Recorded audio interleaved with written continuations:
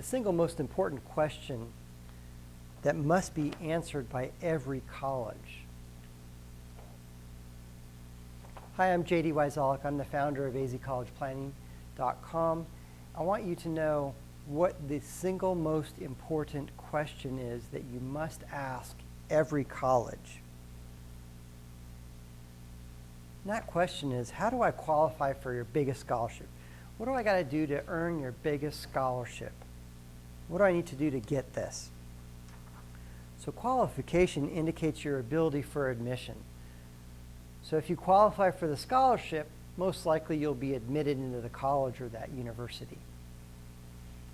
So when you're asking that question, some colleges will be vague, some colleges will give specific parameters, some colleges will have additional scholarship forms to fill out. Granted, most colleges don't have additional scholarship forms. You just submit the application, submit your transcripts, and submit your test scores, and that will potentially qualify you for those scholarships and stuff. Granted, there are some schools that have a second or a separate scholarship application form. You need to ask and find out if they require that or not. Some colleges do not give out merit-based scholarships at all, no matter how incredible the student is. So these are important questions to ask. So to increase your chances of admission and scholarships, be in the top 10% of students that are admitted. Be in the top 10% of GPAs of students that are admitted at that particular college. Be in the top 10% of SAT and ACT scores. The higher your grades and the higher your test scores are, the more options you're going to have. Ah, but JD, what about me? I'm a C student. What about that? Well, even C students can be in the top 10% by identifying the colleges where you're going to stand out and be in that top tier. There's colleges at every level, okay? It's just a little bit of research that we've got to do to find those colleges. Of course, the higher your GPA and the higher your test scores are, the more options you're going to have. So do the best you can in school. Get the best grades you can and that. Why is it important to be in the top 10% or in one or more category? And those categories can include grades, GPA, test scores, talent and ability. So that'd be musical, athletic, artistic, and leadership. Okay? The reason why it's important to be in those categories is because of college rankings. And every college values college rankings incredibly. And there's a bunch of different publications that are available with that. So here's an example of one of those. U.S. News and World Report Best Colleges. Okay? Colleges will do everything and anything they can to manipulate and control their numbers so that they can increase their rankings. And if we know that, now what can we do as students to present ourselves to these colleges? So colleges will do everything and anything they can to control and manipulate and increase their rankings in one or more category. Colleges want their rankings to go up because that relates to more applications, and more applications relates to more money. So the essence of why colleges want to be ranked more is this, that colleges will make more money.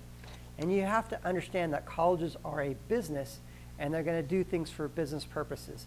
And part of that is trying to get the highest rank they can within one or more category. So the #1 state school is Cal Berkeley. In 2011, 52,920 students applied to Berkeley. In 2015, that number jumped to 78,811 students who applied to Berkeley. Now, during that time frame from 2011 to 2015, the question is, did Berkeley increase the number of freshman seats? And the answer is no. They're still holding at about 4,000 freshman seats. So let's do a little bit of math on this. So the application fee for 2014 was $70. So $70 multiplied by 73,711 applications, if we do the math on that, that's $5.5 million that was generated in application fees. That's huge. That's a lot of revenue that was generated there. So colleges do want to increase their rankings because that will attract more attention. And with more attention will come more applications and more application fees. Colleges want more and more students to apply, and they'll do almost anything to get students to apply. And they'll even do things that are immoral and even illegal things and falsify information and that. So because college rankings impacts applications and enrollment, colleges will do anything they can to increase those numbers, and they'll seek out students who will increase their rankings in one or more category.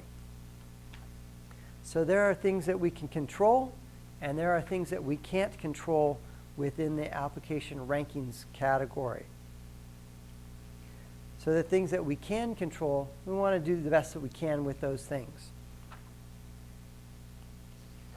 So now that you know the question, and the question is what's your biggest scholarship and how do we qualify for it? Now you know what the question is, and you know the why. Why is that important to know that? So that we can get the most scholarship dollars, and why rankings are important to colleges. Now we need to know what the what is. How and what do we do to present ourselves, to market ourselves to colleges? And we want to properly market and promote ourselves to colleges so that colleges will say, yes, we need you to come to our school because you're the type of student that will increase our rankings in one or more category. And those categories can be all over the place. It could be as simple as we're looking for more male students or more female students. Or it could be also as simple as we're looking for more students from the state of Arizona, and our college is in Arkansas or in Ohio or wherever. Because when a college identifies as an out-of-state student, they can come back to this publication here and they can say, we have geographic diversity. We've got kids from here, we've got kids from there, we've got kids from Arizona, we've got kids from all over. And that will help that college increase their rankings in that diversity category. Okay?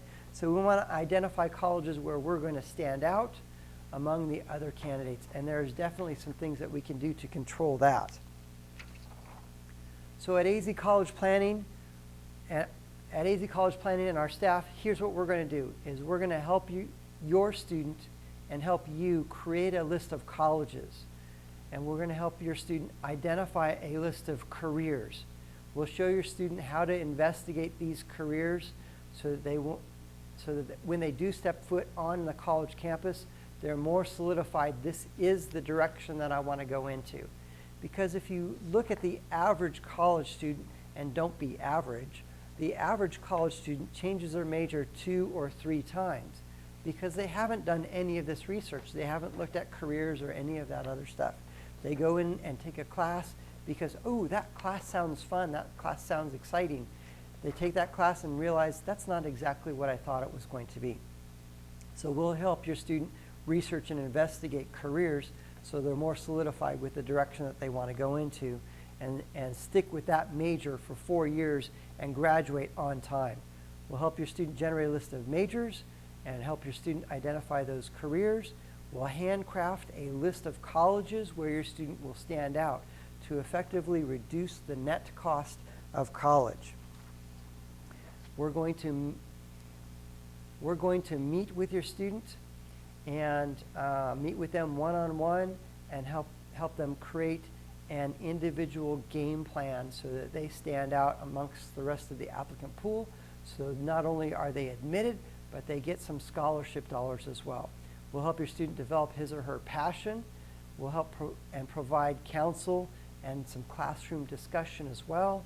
We'll help build resumes. We'll help with the applications. We'll even help them with their essays. No, we're not going to write the essays, but we'll tell you exactly what to write, how to write it, and how to really craft that essay so that you stand out amongst the rest of the applicant pool. We're also going to meet with parents and review data so that you can maximize need-based aid. And there are certain things that we can do to control and qualify for the most need-based aid. And we can talk about that in the personal consultation stuff. We'll also help with the financial aid forms, making sure that those are properly filled out correctly and on time. Those are two very important things that we need to look at. So here's a couple examples. My first example here is Jonathan. And Jonathan's going to George Fox University, which is up in the Portland area. When Jonathan and his family came in, he said, I helped him apply to a handful of colleges, and he was admitted to George Fox, and he said, that's my #1 school. That's the school that I want to go to. And Jonathan and his parents and I had a discussion, and his parents said, we will help pay for college. We're going to pay this much for you to go to college. And then anything above that, that's on you, Jonathan. You're going to have to earn that in scholarships, grants, loans, or whatever else.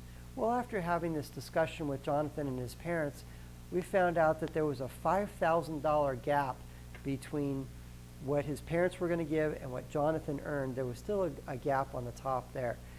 And Jonathan says, I really want to go to that school. What do I do? I said, let's call them on the phone, and here's what I want you to say. I am short $5,000. I really want to go to your school. And you know what? He did that, and magically $5,000, additional $5,000 of scholarships appeared. Okay. Here's another story of Tanner, and Tanner went to the military, one of the military academies. When Tanner came into the office, he says, JD, I only want to apply to the Air Force Academy because that's the only school that I want to go to. And I said, let's apply to all of the military academies and every ROTC program and have a backup game plan. He agreed. He came into the office and he says, JD, I've been doing some research on the Air Force Academy, and I found out that the Air Force Academy has a minimum ACT score of 25. I've got a 26. What do you think? I said, they're going to take your application. They're going to throw it in the trash. You need to be more than the minimums. And I encouraged him to retake the tests again. And I have an outstanding, excellent SAT and ACT prep program. Check out the website for that. He went through the program and bumped up his score. I can't remember exactly what he ended up with, a 29 and that. Long story short is he attended the military academy. It was the United States Merchant Marine Academy in Kings Point, New York. He just graduated from there this last year and is now moving on with his life and stuff. And the last story I want to talk to you about is this one. And this is at Louisiana Tech. And Jeffrey's going to Louisiana Tech, and he's getting a full ride scholarship there. And when I talk about full ride, and this is a question you want to ask every college, is what's your biggest scholarship and how do I qualify for it? And some colleges will say, oh yeah, we've got a full ride, but that's only going to cover tuition. When I talk about full ride, what I mean is that mom and dad pay for an airline ticket and pizza money. Everything else is covered by the college. And that's exactly what Jeffrey's getting at Louisiana Tech. He's getting a full ride at that school. Okay? So give us a call. You can call us on our 800 number. You can go to our website, azcollegeplanning.com. I've got all my contact information there. I'd love to talk with you and your student and really help your student get into some great colleges, get some outstanding, excellent scholarships, and graduate from college on time without any student loan debt. That's exactly where we want our kids to start.